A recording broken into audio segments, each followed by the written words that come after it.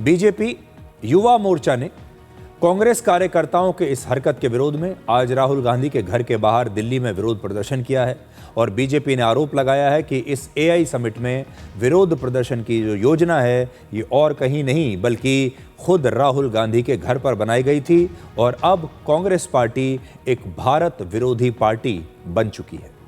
आज की ये घटना बहुत ही ज़्यादा चिंताजनक है, इसे हल्के में मत लीजिएगा। ये सिर्फ एक राजनीतिक विरोध प्रदर्शन नहीं है बल्कि उस खतरनाक राजनीति का प्रतीक है जहां पर विपक्षी नेता सरकार की सफलता को देखकर इतने कुंठित और क्रोधित हो जाते हैं कि वो सरकार का विरोध करते करते अपने ही देश का विरोध करने लगते हैं।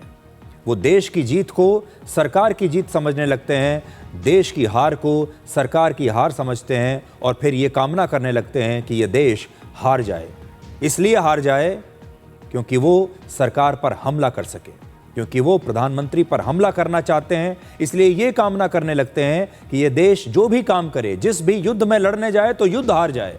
अगर यहाँ पर कोविड जैसी महामारी हो तो कोविड जैसी महामारी से हम हार जाएं। अगर यहाँ पर एआई समिट हो रहा है, दुनिया भर से लोग आ रहे हैं, भारत में पैसा लगा रहे हैं, तो ये किसी तरीके से रुक जाए। ये राजनीति अब आ गई है। कांग्रेस अब बीजेपी का विरोध करते करते भारत का ही विरोध करने लगी है और अब राहुल गांधी जैसे नेता प्रधानमंत्री मोदी को नीचा दिखाने के लिए किसी भी कीमत पर कुछ भी कर सकते हैं। आपको याद होगा, हाल ही में संसदीय कार्य मंत्री किरेन रिजिजू ने राहुल गांधी को देश की सुरक्षा के लिए एक बड़ा खतरा बताया था। क्यों कही थी उन्होंने ये बात? इसीलिए कही थी क्योंकि उनकी जो सोच है वो देश विरोधी सोच हो चुकी है।